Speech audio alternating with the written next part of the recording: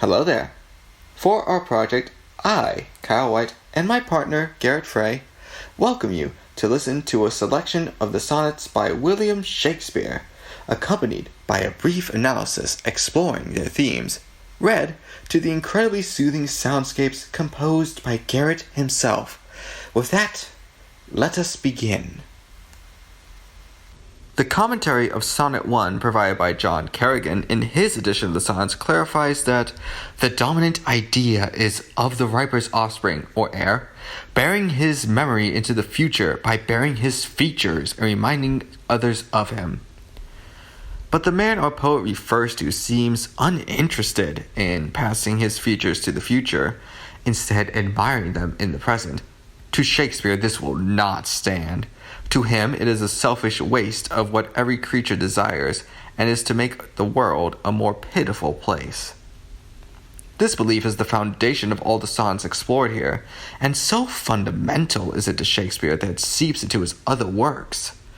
When Viola, as Cesario, tries to woo Olivia on behalf of Orsino in Twelfth Night, she tells her, "Lady, you are the cruelest she alive, if you will lead these graces to the grave, and leave the world no copy."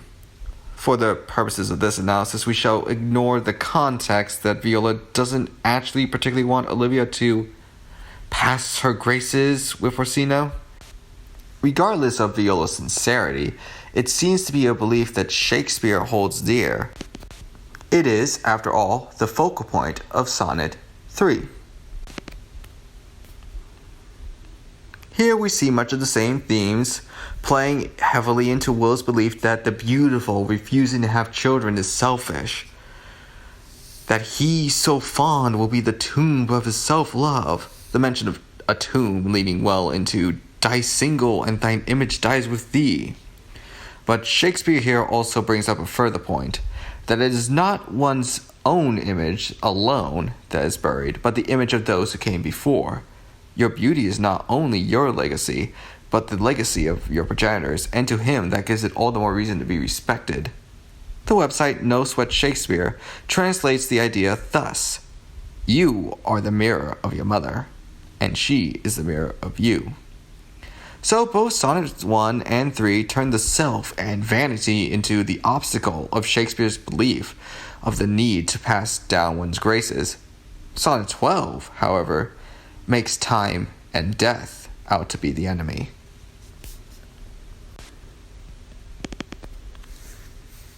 The last bit of Sonnet 12, "And nothing against time's scythe can make defense, save breed to brave him when he takes thee hence," brings to light Shakespeare's unique take in this sonnet as opposed to the other two.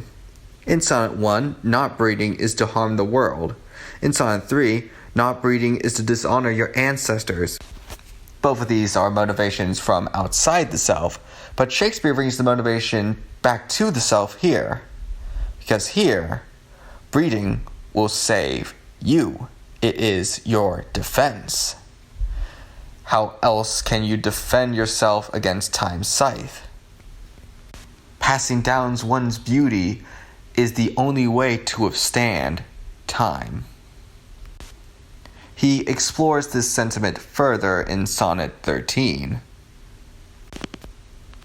To begin with, in Sonnet 13, the poet actually shows some lamenting, wishing that beauty could be permanent in one's own form, but pretty quickly goes back to the same argument that having children will preserve one's beauty, and that is a must. Again, here, breeding is a defense, or preparation against time. Again, letting beauty slip is irresponsible, the folly of upthrifts. There's not much here that wasn't talked about before. The man is insistent that having kids must be a favor to the world and the self. But for once, the perspective of the would-be child is considered, at least a bit.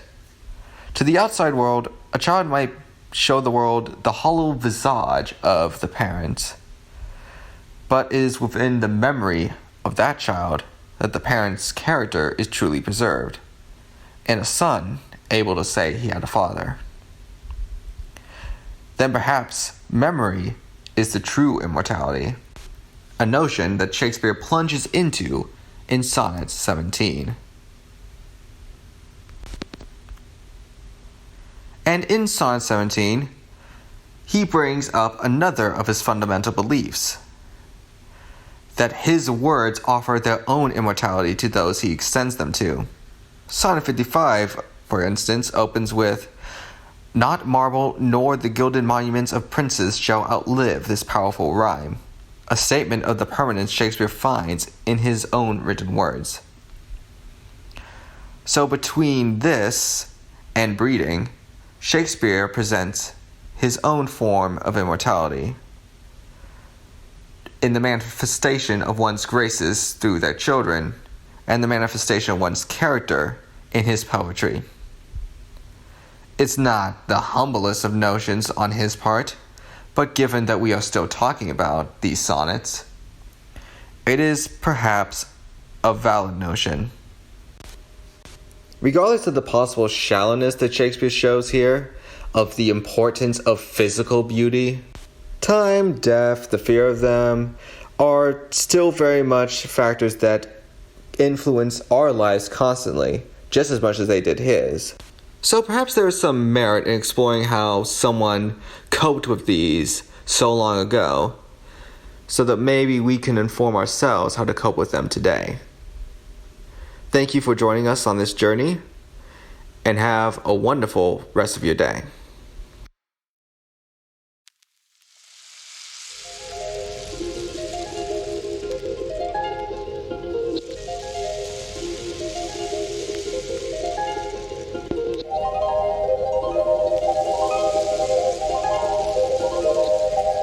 Sonnet 1. From fairest creatures we desire increase, that thereby beauty's rose might never die. But as the rivals by time to cease, his tender air might bear with his memory. But thou, contracted to thine own bright eyes, gaze thy life's plain with self-substantial film, making a famine where abundance lies.